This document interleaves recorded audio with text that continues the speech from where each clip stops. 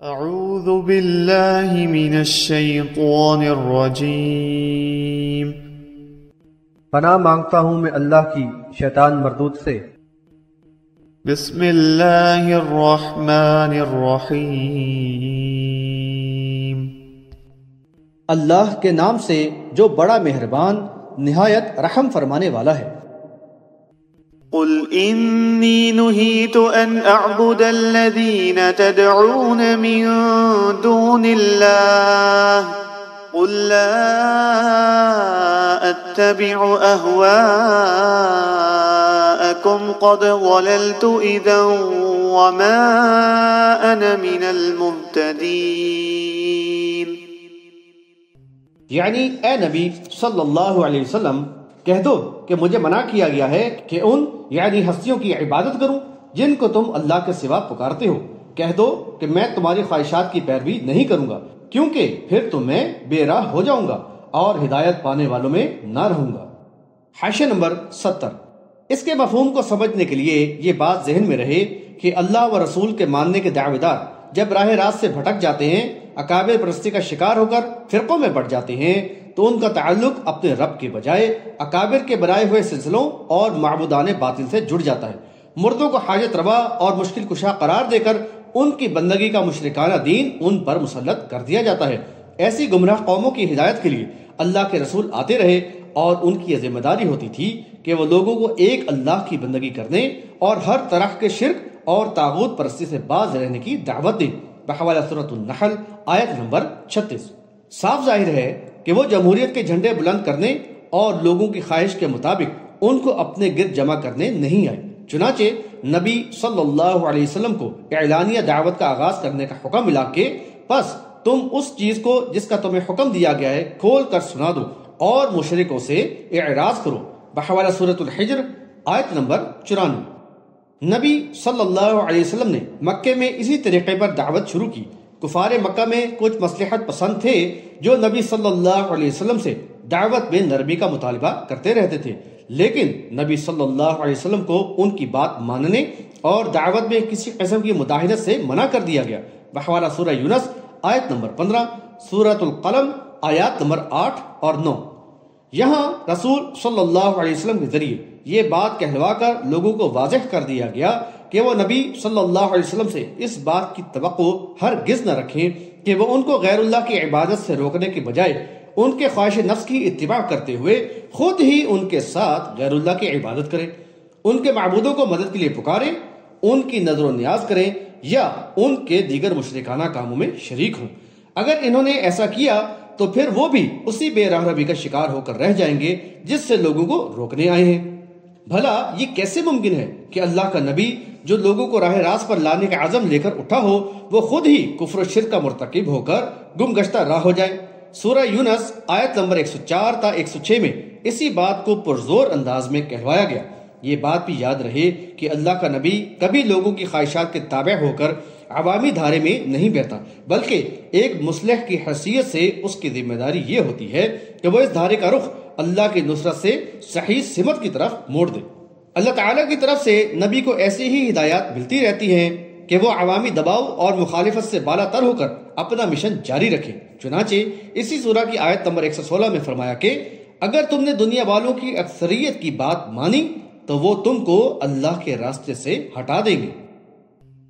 قل انی علی بینۃ من ربی وکذبتم به ما عندي ما تستعجلون به إن الحكم إلا لله يقص الحق وهو خير الفاصلين۔ کہہ دو کہ میں اپنے رب کی طرف سے ایک روشن دلیل پر ہوں اور تم نے اسے جھٹلا دیا ہے۔ میرے پاس وہ یعنی عذاب نہیں جس کی تم جلدی کر رہے ہو۔ فیصلے کا اختیار تو صرف اللہ ہی کو ہے، وہ حق ہی بیان کرتا ہے اور وہی بہترین فیصلہ کرنے والا ہے۔ حاشیہ نمبر 71۔ کفار قریش نبی صلی اللہ علیہ وسلم کی تضحیق اور دعوت حق کو غیر مؤثر ثابت کرنے کے مقصد سے بار بار عذاب کے نزول کا مطالبہ کرتے تھے۔ وہ یہ طعنہ بھی دیتے تھے کہ اگر یہ واقعی سچے نبی ہوتے تو یہ اور ان کے ماننے والے ایسی مظلومی اور قسمہ پرسی کے عالم میں تو نہ ہوتے، اور ان پر ہمارے ظلم و زیادتی کے سبب ہم پر اللہ کا عذاب آ جاتا۔ ان کفار کی ہٹ درمی اور اللہ کے عذاب سے بے خوفی سورہ انفال آیت نمبر 32 میں بیان کردہ ان کے قول سے بھی واضح ہوتی ہے کہ اے اللہ، اگر یہ حق ہے تیری طرف سے تو ہم پر آسمان سے پتھر برسا دے یا دردناک عذاب لے آ۔ نبی صلی اللہ علیہ وسلم سے کروایا گیا کہ ان کو بتا دو کہ میری ہدایت اور رہنمائی کے لیے تو اللہ تعالیٰ کی طرف سے عطا کردہ روشنی اور واضح دلیل وحی الہی کافی ہے، جو ہر قسم کے شک و شبے سے بالا تر ہے۔ یہ تمہارے لیے بھی ذریعہ ہدایت ہے اور تمہیں اسی کی دعوت دی جا رہی ہے، اور اس کو قبول کر لینے ہی میں تمہارے لیے دنیا و آخرت کی فلاح و کامیابی کی ضمانت ہے۔ لیکن یہ تمہاری بدبختی ہے کہ تم نے محض دنیاوی مفادات کی خاطر ہٹ درمی سے اس کو جھٹلا دیا اور دائمی خسارے کا سودا کر دیا ہے۔ اب رہا معاملہ اس عذاب کا جس کے لے آنے کی تم جلدی کر رہے ہو، تو یاد رکھو کہ اس کا لانا میرے اختیار میں قطعا نہیں ہے، یہ اللہ کی دنیا ہے، یہاں صرف اور صرف اسی کا حکم چلتا ہے، کسی اور کا نہیں، اور ہر فیصلے کا اختیار بھی صرف اسی کو ہے۔ عذاب کے بارے میں وہ اپنی حکمت و مشیت اور اپنے اصول مہلت کے مطابق فیصلہ فرمائے گا۔ اس کا ہر قول قول حق اور قول فیصل ہے، اور وہ یقیناً بہترین فیصلہ کرنے والا ہے۔ وہ جب تمہیں عذاب سے دوچار کرنے کا فیصلہ کرے گا تو پھر کوئی اس کے فیصلے کو بدلوا نہ سکے گا۔ قل لو أن عندي ما تستعجلون به لقضي الأمر بيني وبينكم والله أعلم بالظالمين۔ کہہ دو کہ جس یعنی عذاب کی تم جلدی کر رہے ہو وہ میرے پاس ہوتا تو میرے اور تمہارے درمیان معاملے کا فیصلہ ہو چکا ہوتا، اور اللہ ظالموں کو خوب جانتا ہے۔ حاشیہ نمبر 72۔ مزید وضاحت کرتے ہوئے مخالفین حق کو بتایا گیا کہ تم بڑی ہٹ درمی کے ساتھ مجھ سے بار بار عذاب کا جو مطالبہ کرتے رہتے ہو، تو یہ بات بھی اچھی طرح سمجھ لو کہ یہ میرے اختیار میں نہیں ہے۔ اگر کہیں یہ میرے اختیار میں ہوتا تو پھر تمہیں اتنی مہلت اور ڈھیل ہرگز نہ ملتی، بلکہ اس معاملے کا جلد ہی فیصلہ کر دیا جاتا۔ یہ تو اللہ کا فضل و کرم ہے کہ تمہاری سرکشی کے باوجود بھی فوراً ہی تمہاری گرفت نہیں کی جاتی اور اس کے قانون استدراج یا مہلت کے تحت ڈھیل دی جاتی ہے، ورنہ ان ظالموں کے کرتوت سے اللہ تعالی خوب باخبر ہے۔ وعنده مفاتح الغيب لا يعلمها إلا هو ويعلم ما في البر والبحر وما تسقط من ورقة إلا يعلمها ولا حبة في ظلمات الأرض ولا رطب ولا يابس إلا في كتاب مبين۔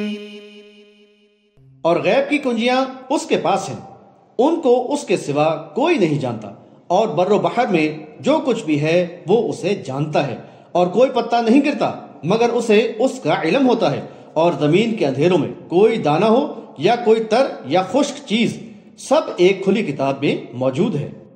حاشیہ نمبر 73۔ مفتاح کی جمع ہے مفاتح یا مفاتیح، جس کے معنی ہے کنجیاں۔ کسی کے پاس کنجیاں ہونا محاورہ ہے جس کا مفہوم ہے تصرف کا اختیار ہونا۔ نبی صلی اللہ علیہ وسلم نے فرمایا غیب کی کنجیاں 5 ہیں۔ قیامت کی گھڑی کا علم اللہ ہی کے پاس ہے، وہی بارش برساتا ہے، اور وہی جانتا ہے کہ رحم مادر میں کیا ہے، اور یعنی اس کے سوا کوئی نہیں جانتا کہ کوئی شخص کل کیا کمائے گا، اور یعنی اس کے سوا کوئی نہیں جانتا کہ اس کو موت کہاں آئے گی۔ بلا شبہ اللہ ہی سب کچھ جاننے والا باخبر ہے۔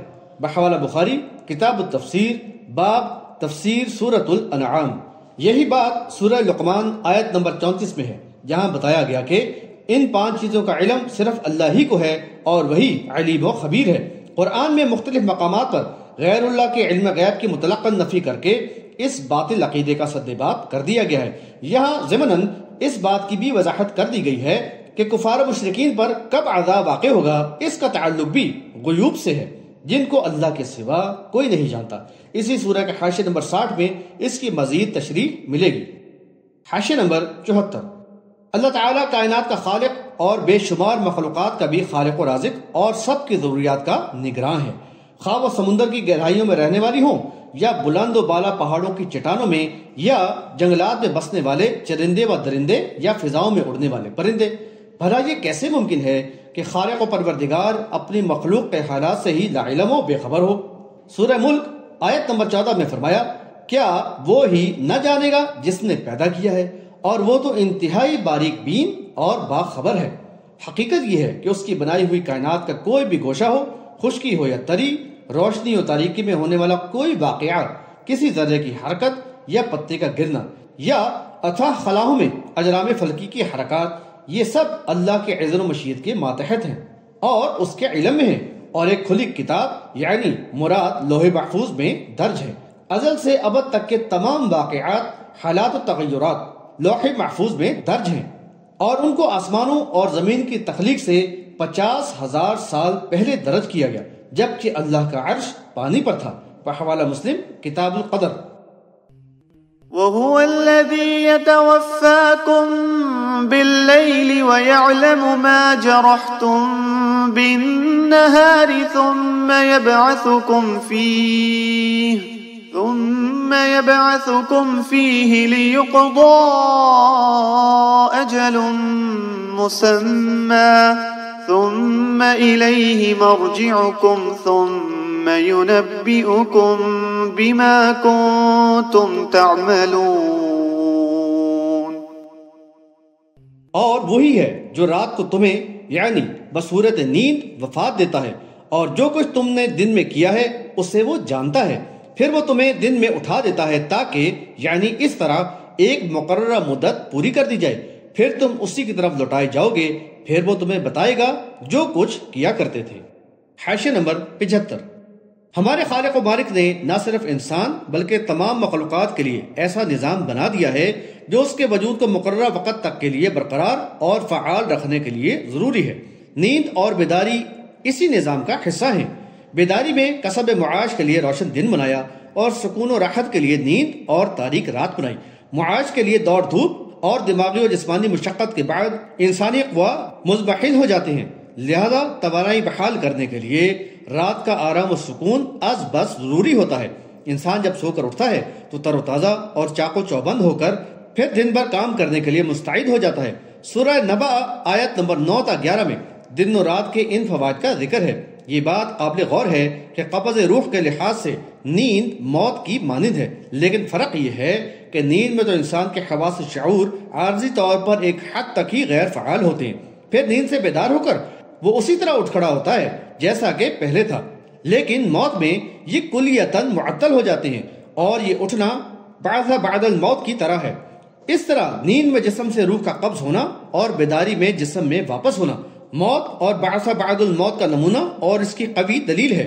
البتہ موت میں روح کو قیامت تک کے لیے جسم سے مطلقاً قبض کر لیا جاتا ہے، بحوالہ سورۃ الزمر آیت نمبر 42، اور روز قیامت اس کو عجب الضرب یعنی ریڑھ کی ہڈی کا پچھلا حصہ پر دوبارہ تخلیق کیے ہوئے جسد عنصری میں بحال کر دیا جائے گا۔ بحوالہ بخاری کتاب التفسیر باب تفسیر سورۃ النبأ۔ یہ تو ہے قرآن و حدیث پر مبنی عقیدے کا خلاصہ۔ اس کے برعکس دنیاوی قبر میں مدفون جسم میں روح کے لوٹانے اور یہی مردے کے زندہ ہو جانے یعنی تیسری زندگی کا عقیدہ قرآن و حدیث کے صریحاً خلاف اور باطل ہے۔ مزید تفصیل کے لیے ملاحظہ ہو سورہ بقرہ حاشیہ نمبر 30۔